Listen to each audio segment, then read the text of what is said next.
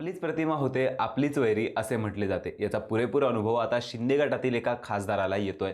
शिवसेनेचे नेतृत्व उद्धव ठाकरे यांच्यानंतर आदित्य ठाकरे यांच्याकडे जाणार होते। त्यामुळे शिवसेनेतील फुटीनंतर घराणेशाहीवर टीका करताना राजा का बेटा राजा नहीं बनेगा अशी टीका केली होती। ठाकरे गटाला राजा महाराजांची संघटना आणि स्वतःला सामान्यांची संघटना दाखवण्याचा हा मोठा प्रयत्न होता। पण आता निवडणुका आल्यानंतर याच वाक्याने शिंदे गटाच्या खासदारांची मोठी गोची झाली आहे। नेमकं काय प्रकरण आहे, कोण आहेत ते खासदार, याचीच माहिती आपण आजच्या व्हिडिओतून घेणार आहोत। नमस्कार, मी अनित जोशी आणि आपण पाहतायत कट टू कट। शिवसेना फुटीचा घटनाक्रम आता सर्वांना परिचयाचा झालेला आहे।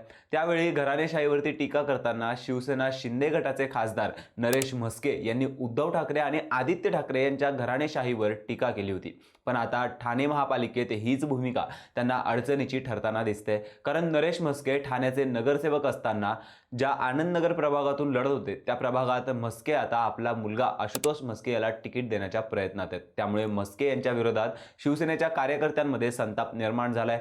शिवसेनेचे कार्यकर्ते घराणेशाही चालणार नाही, यंदा उमेदवार बदलावा अशी मागणी करतात। विशेष म्हणजे राजा का बेटा राजा नहीं बनेगा असं विधान म्हस्के यांनी केलं होतं। आता तेच वाक्य त्यांना अडचणीचं ठरतंय।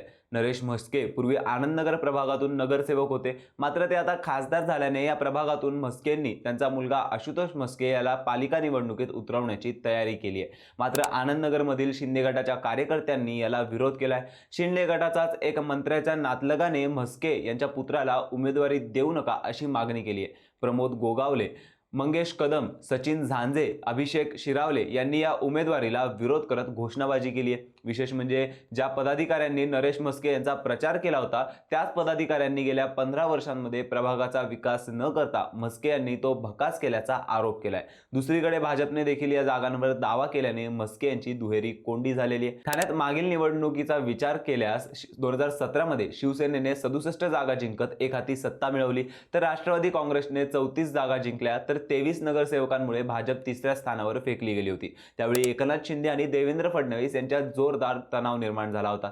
शिंदे यांनी उद्धव ठाकरे यांच्याकडे आपला राजीनामा देखील सादर केला होता, पण आता मात्र ते एकत्र निवडणुकीला सामोरे जाणार आहेत। ठाणे महापालिका निवडणुकीच्या पार्श्वभूमीवरती शिंदे सेनेला 81, भाजपला 85 तर मित्रपक्ष असलेल्या आनंदराज आंबेडकर आणि रामदास आठवले यांच्या पक्षांना प्रत्येकी मिळून 5 जागा देण्यात येतील अशी चर्चा झाल्याची माहिती आहे। पण शिवसेना आणि भाजप युतीचे घोडे सध्या अगोदर शिवसेनेकडे असलेल्या प्रभाग क्रमांक 1, प्रभाग क्रमांक 5 आणि प्रभाग क्रमांक 7 यातील 3 जागांवर भाजपने दावा ठोकल्यामुळे अडले आहेत। पण त्याआधीच शिंदे गटात कलह तयार झालाय। नरेश म्हस्के यांचे पुत्र आशुतोष म्हस्के हे महापालिका निवडणुकीसाठी तयारी करत होते। नरेश म्हस्के खासदार झाल्याने इतर पदाधिकारी देखील उमेदवारी मिळेल या आशेवर होते। त्यामुळे मंत्री भरत गोगावले यांचे कार्यकर्ते प्रमोद गोगावले यांचाही समावेश होता। शिंदे गटाच्याच कार्यकर्त्यांनी येथील प्रमोद गोगावले यांना उमेदवारी द्यावी अशी मागणी केली आहे। प्रमोद गोगावले हे भरत गोगावले यांचे कार्यकर्ते आहेत।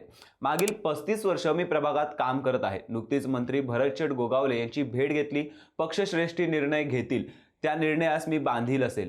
माझा संपर्क क्रमांक हा 24 तास सुरू असतो। कुठलीही अडचण आल्यास समोरील व्यक्तीला कशी मदत करता येईल यासाठी मी प्रयत्न करत असतो, असे प्रमोद गोगावले म्हणाले। एकंदरीत आपल्याच विधानामुळे अडचणीत आलेले नरेश म्हस्के कोण आहेत हे आपण थोडक्यात पाहूयात। तर नरेश म्हस्के यांनी आपल्या सार्वजनिक जीवनाची सुरुवात शिवसेनेचे विद्यार्थी संघटना असलेल्या भारतीय विद्यार्थी सेनेकडून केली होती। विद्यार्थी दशेनंतर त्यांनी मुख्य शिवसेनेमध्ये प्रवेश केला। त्यांनी सुरुवातीला शाखा प्रमुख आणि त्यानंतर जिल्हा प्रमुख अशा विविध संघटनात्मक पदांवरती काम केले। ते एकनाथ शिंदे यांच्या जवळचे म्हणून ओळखले जातात। 2012 साली ते पहिल्यांदा ठाणे महापालिकेवरती नगरसेवक म्हणून निवडून आले, तर 2017 साली ते दुसऱ्यांदा निवडून आले। त्यावेळी सभागृह नेते म्हणून त्यांची निवड झाली, तसेच स्थायी समिती सभापती म्हणूनही त्यांनी काम केलं। 2019 साली त्यांना महापौर म्हणून काम करण्याची संधी मिळाली। ही संधी त्यांच्यासाठी महत्त्वाची राजकीय कलाटणी देणारी ठरली। त्यांना पक्षाने 2024 साली ठाणे लोकसभेची उमेदवारी दिली होती। त्यावेळी त्यांनी 2 वेळा खासदार राहिलेल्या ठाकरे गटाचे राजन विचारे यांचा पराभव करत लोकसभेत प्रवेश केला। त्यावेळी सत्कार समारंभात त्यांनी चकित करणारे वक्तव्य केले होते। मला आमदार व्हायचं होतं, परंतु मी खासदार झालो असं म्हटल्यामुळे चर्चेला उधाण आले होते। सध्या ते ठाणे जिल्हा प्रमुख आणि प्रवक्ता म्हणून काम करतायत। ते आपल्याच मुलाला उमेदवारी देताना अडचणीत येत असल्याचे चित्रही दिसून येत आहे। शिवसेना भाजप युतीचे घोडे अडण्यामागे आनंदनगर प्रभागात भाजपने देखील फिल्डिंग लावली आहे। त्यामध्ये दबाव तयार करण्यासाठी ठाण्यामध्ये नमो भारत नमो ठाणे अशा बॅनरच्या माध्यमातून भाजपने स्वतंत्रपणे पक्षाच्या प्रचाराला सुरुवात केली आहे. ठाण्यातील या बॅनरवर केवळ पंतप्रधान नरेंद्र मोदी आणि भाजपचे कमळ हे चिन्ह असल्यामुळे ठाण्यात भाजप स्वतंत्र लढणार का याची चर्चा सुरू झाली. त्यामुळे भाजपचा हा दबाव आनंदनगरसह जास्त जागांसाठी आहे की खरंच वेगळे लढणार आहेत अशी दुहेरी चर्चा सुरू झाली. आनंदनगर प्रभागात शिंदे गटाबरोबर भाजपही रेसमध्ये असल्याने नरेश म्हस्के यांचे पुत्र आशुतोष म्हस्के यांनी स्पष्टीकरण दिलंय. लोकशाही आहे, प्रत्येक जण त्याची इच्छा व्यक्त करू शकतात. पक्ष जो उमेदवार देईल त्यासाठी आम्ही काम करू. शिवसेना शिस्तबद्ध पक्ष आहे, पक्षाने जो निर्णय घेतला तो प्रत्येकाने मान्य केला पाहिजे असे म्हणत चेंडू शिंदे यांच्या कोर्टात टाकलाय. त्यामुळे या वादावर शिंदेंना तोडगा काढावा लागणार आहे. पण म्हस्के यांच्याबद्दल रोष वाढत चाललाय, कारण प्रभाग क्रमांक 3 मध्ये ठाकरे गटाशी संलग्न उमेदवार देण्याचा निर्णय घेण्यात आला होता. मात्र याच प्रभागात शिंदे गटातील विक्रांत वायचळ यांना उमेदवारी देण्याचा आग्रह स्थानिक कार्यकर्त्यांकडून धरला जातोय. विक्रांत वायचळ हे मीनाक्षी शिंदे यांचे निकटवर्तीय मानले जातात. पक्षाने मात्र वायचळ यांची उमेदवारी डावलत वेगळा निर्णय घेतल्याने नाराजी उफाळून आली. उमेदवारी नाकारल्यानंतर विक्रांत वायचळ यांची हक्कलपट्टी करण्यात आली. या निर्णयामुळे मीनाक्षी शिंदे अधिकच संतप्त झाल्या आणि त्यांनी थेट राजीनामा देत पक्ष नेतृत्वावरती नाराजी व्यक्त केली. या संपूर्ण प्रकरणावर खासदार नरेश म्हस्के यांच्या भूमिकेबाबत पक्षांतर्गत तीव्र नाराजी व्यक्त होते. ठाण्यातील अनेक जुने शिवसैनिक म्हस्के यांच्या कार्यपद्धतीवर नाराज असल्याची चर्चा आहे. उमेदवारी ठरवताना स्थानिक कार्यकर्त्यांना डावलण्यात आल्याचा आरोपही केला जातोय.